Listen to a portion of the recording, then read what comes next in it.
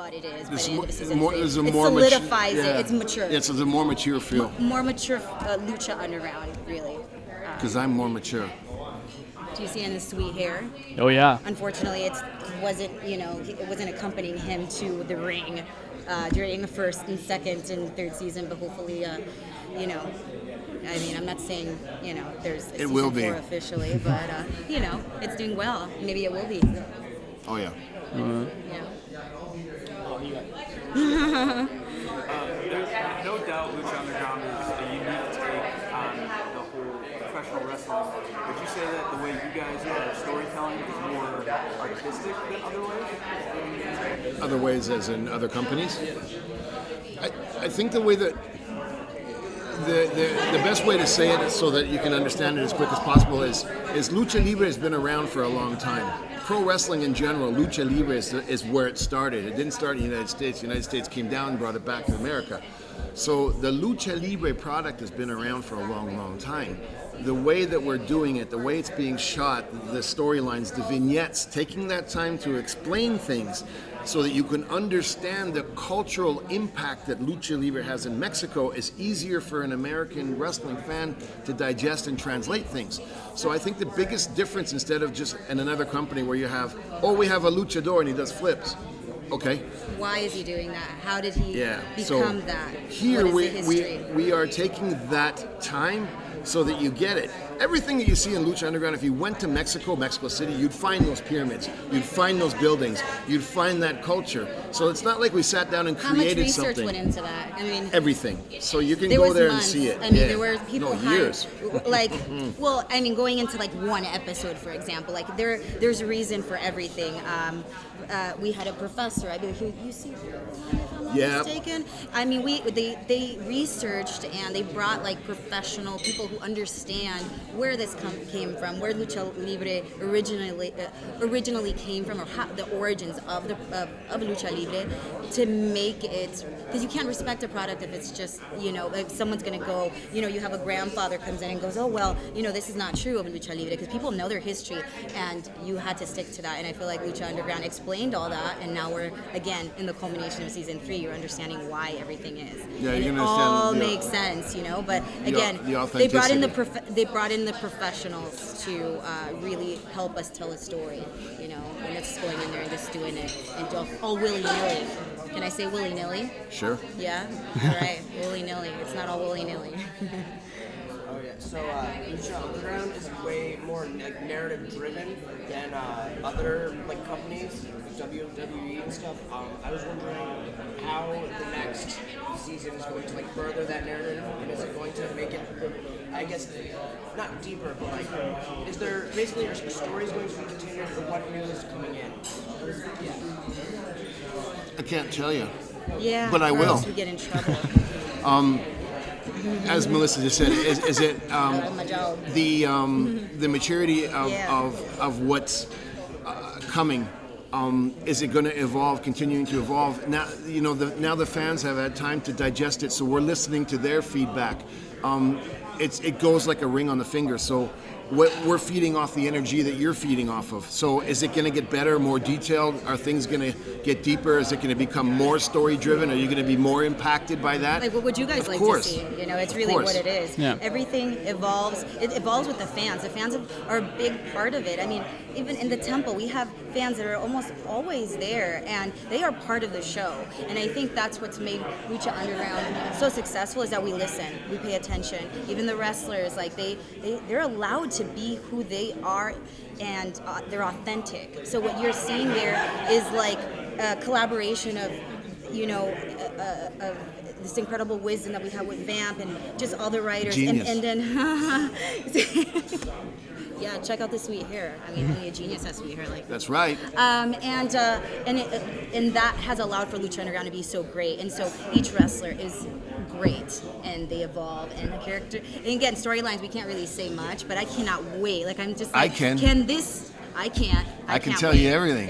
We can, but you have to actually wait. But I ain't gonna. Vamp, you can't. Yes, I can. Just stop. Yeah. Can we cut this interview short, because I like you, Vamp, and I like your hair. And Thank I you. keep you. Just your hair, though. I don't know. I can't get over this, guys. Are you guys looking at this man? It's hard to. Yeah, It's almost nuts. 3 It's seasons, awesome. and it's it's amazing. It's amazing. Look how Vamp has evolved from season Yeah. 1 to season 3, and then us. I think as a product, you guys, if you're not watching Lucha Underground, you're missing out on just so much. And we are definitely the future of pro wrestling and lucha libre worldwide. I mean, I can say that proudly and confidently. And we have the best people, best wrestlers, and it's just going to get better and better and better. So keep watching. We are on Netflix, right? We're on Netflix. Season 1, Season 2, part of Season 3 is on there, and we're back May 31st on the El Rey Network. And I'm your ring announcer and commentator, and we're a team, and we kick butt. yeah. Mainly me, because I got sweet guns, but you know. Well, I mean, Melissa, speaking about you, the last time we saw you was with Marty, kind of creeping. Did you say kind of? Because He was full creeper. dripping liquids on top of my shoulder as I'm announcing, and he's done nothing. Like he just walks in wet, and I'm like, don't know what that is. I don't really ask questions because he's I'm not even going to a try to little answer weird. that one. Why is he always? Yeah. I saw Marty. He's not here, is he? No. He will be. I saw Marty, What? and we were talking about all that, and I said that. Wait, he's what? Yeah, he's working here tonight. I saw. I swear, I can't right now. And I when I was trying to figure out. My biggest thrill right now is being part of the creative. With Marty, it was like watch the movie The Cable Guy. Focus on that.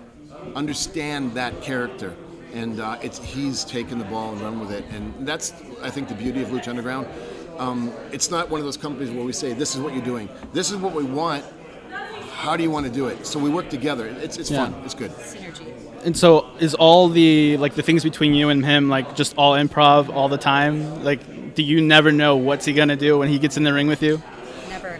And he will. I know. He's asked me. He's okay. So we talk about it, but I'm open. I'm an actress, singer, dancer. I'm used to allowing for art to naturally and organically exist. So he's doing his thing. He's doing his thing. Okay, let me answer that one. I pull him aside and I say, know? "Look, don't tell her." So, But what he does ask me is okay if I'm physical, things like that. I'm like, dude, just do whatever you need to do, and I will do what I have to do. And that there is, he's not gonna tell me everything. There are some moments that you guys are just gonna I pop hard.